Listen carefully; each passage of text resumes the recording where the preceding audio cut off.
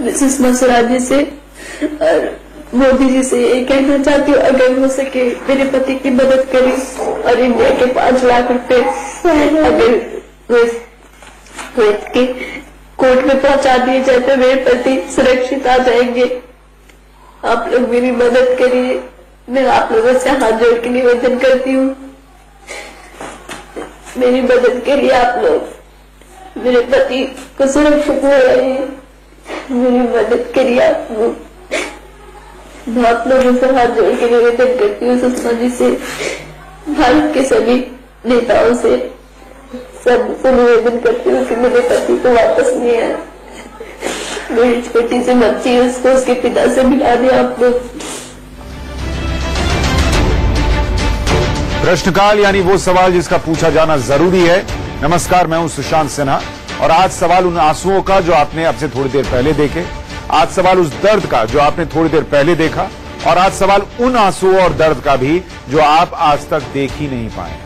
आपने जिस महिला को रोते बिलखते सुना, पति को बचाने की गुहार लगाते सुना, उसका पति कुवैत में काम करने गया और फंस गया, वापस नहीं आ पाया। महिला रो रो कर नेताओं से, विदेश मंत्री सुषमा स्वराज से गुहार लगाती है तो गोद में लिपटी छोटी सी बच्ची मां के आंसू पोंछती है और मां हाथ जोड़ती है तो वो भी हाथ जोड़ देती है। किसका दिल न पसीज जाए इस दर्द को देखकर। लेकिन ये अकेले इस घर का दर्द नहीं है। यूएई में 33 लाख भारतीय काम करते हैं, जिसमें से करीब 23 से 24 लाख मजदूर हैं और उनमें से ज्यादातर की हालत ऐसी ही है।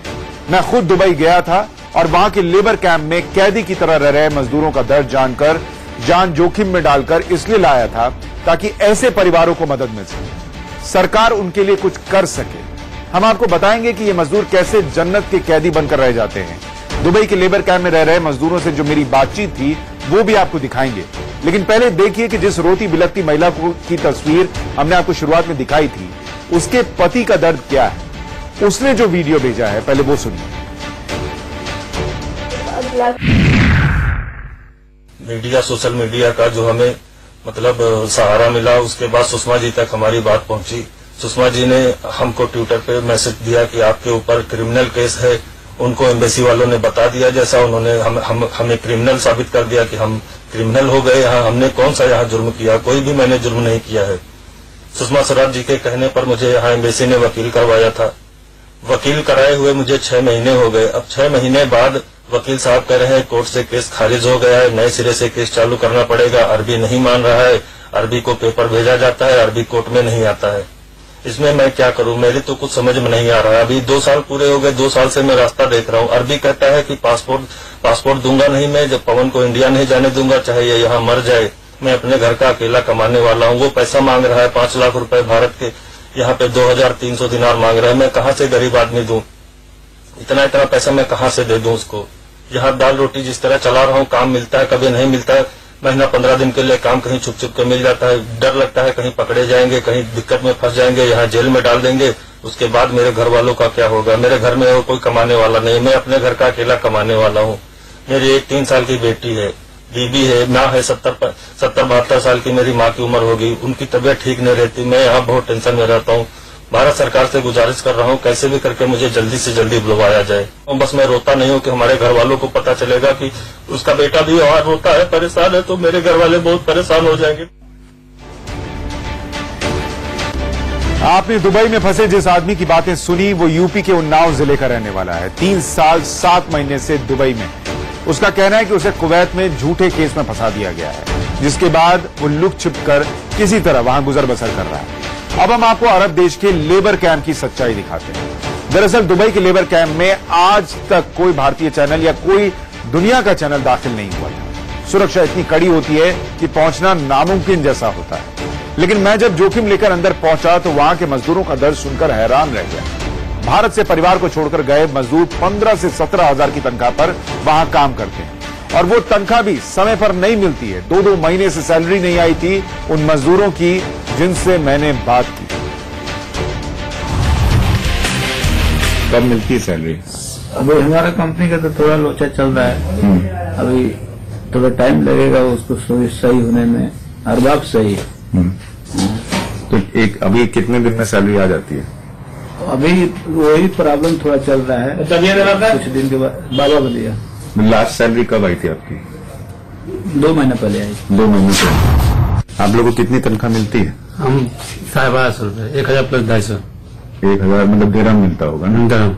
अच्छा, तो इंडिया का कितना हो गया? 17,000 रुपये होता है, 17,000 रुपए। तो आपकी भी तनख्वाह 2 महीने से नहीं आई है? नहीं, सेम। अच्छा, आपकी भी नहीं आई है? नहीं, ये कंपनी का लोचा ही है। कभी भी टाइम पे अभी हम लोगों को सैलरी नहीं मिला है। हाँ। और मतलब इसमें अब जैसे सैलरी नहीं आ रही है तो आप लोग किसी से बात नहीं कर सकते हैं? हम लोग किससे बात करेगा?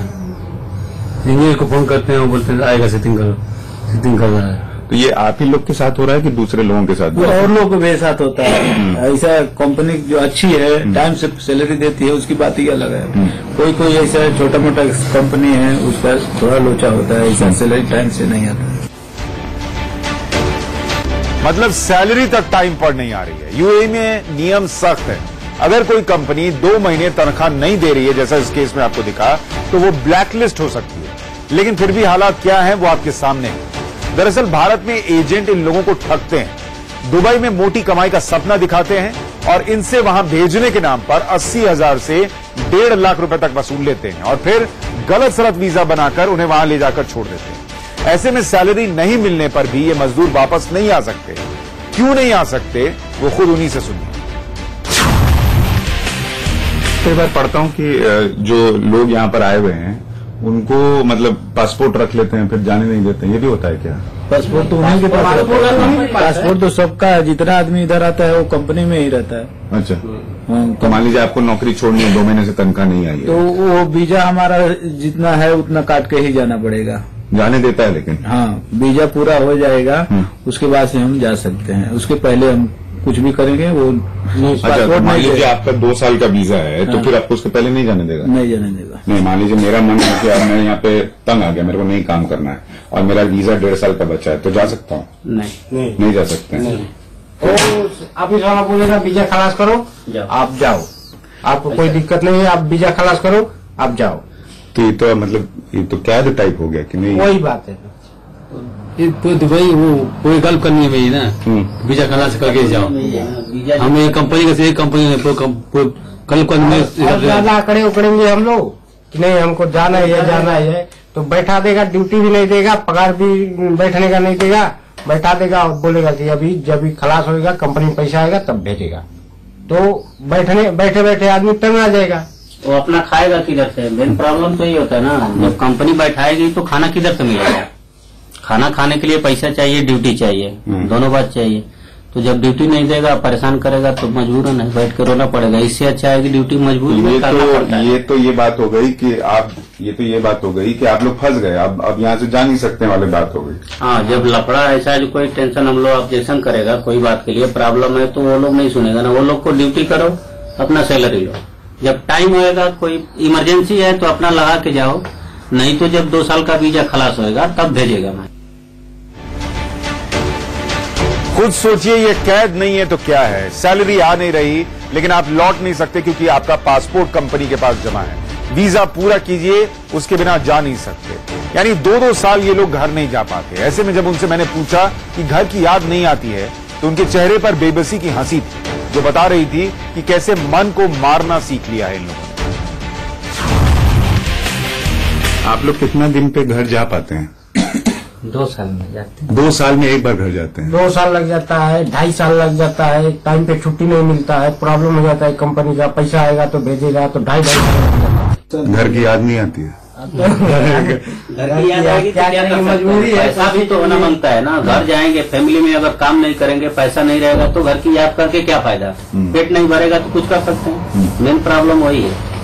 तो यहाँ जितने लेबर्स काम कर रहे हैं सबको ये दिक्कत आ रही नहीं है? सेम प्रॉब्लम कंपनी सही है।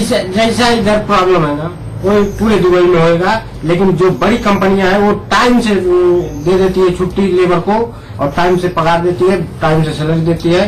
वो मतलब बेस्ट कंपनी जो होती है उसमें गिनती है। कभी आप लोग को ऐसा लगता है कि यहाँ की गलती कर दी?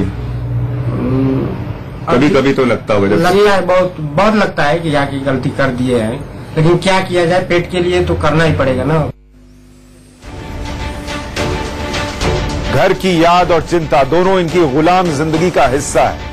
याद इसलिए आती है क्योंकि 2-2 साल घर नहीं जा पाते और चिंता इसलिए होती है घर की कि पैसा घर नहीं भेज पाते। एक तो सैलरी नहीं आई, दूसरा ये कि 17,000 की सैलरी में खाना पकाना खुद करना है, राशन खुद लाना है और रोजमर्रा के खर्चे भी हैं और मोबाइल कॉलिंग इतनी महंगी है कि आप घर फोन करना भूल जाइए, व्हाट्सएप कॉलिंग भी वहां पर बैन है। खाने पीने का कोई दिक्कत नहीं, खाना तो अपना है हम लोग का। अच्छा, ये जो सामान रखा हुआ है ये आप लोग खुद पकाते हैं, खुद बनाते हैं? हाँ, हम लोग खुद बनाते हैं। तो वो जो आप 17,000 कमा रहे हैं उसमें अपना राशन भी लाइए? हाँ, उसी में सब अपना पकाइए खाइए। हाँ, तो घर कितना भेज पाते हैं? जो बचेगा वो भेजेंगे, क्या करेंगे। अपना इंडिया में उतना बिजनेस किधर रोजगार है। रोजगार भी तो अपने इंडिया में उतना होना चाहिए ना। उसके लिए कोई कंपनी देखेंगे तो किधर भी बहुत कमती है। आदमी लोग बेरोजगार देखेंगे तो कम से कम 40-50%। हम लोग इधर क्या करने आते हैं? सही बात है।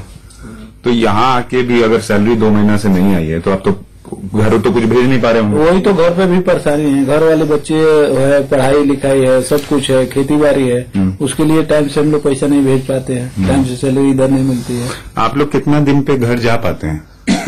2 साल में जाते हैं। 2 साल में एक बार घर जाते हैं? 2 साल लग जाता है, 2.5 साल लग जाता है। टाइम पे छुट्टी नहीं मिलता है, प्रॉब्लम हो जाता है कंपनी का। पैसा आएगा तो भेजेगा तो 2.5 साल लग जाता है। सोचिए क्या जिंदगी जी रहे हैं ये लोग वहां पर।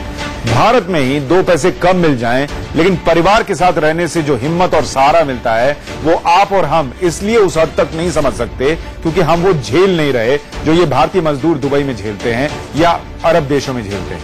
मुफलिसी का आलम यह है कि चाय में डालने के लिए दूध और चीनी तक नहीं है, इसलिए ब्लैक टी पीते हैं और चीनी की जगह बिस्कुट डालकर चाय को मीठा करते हैं।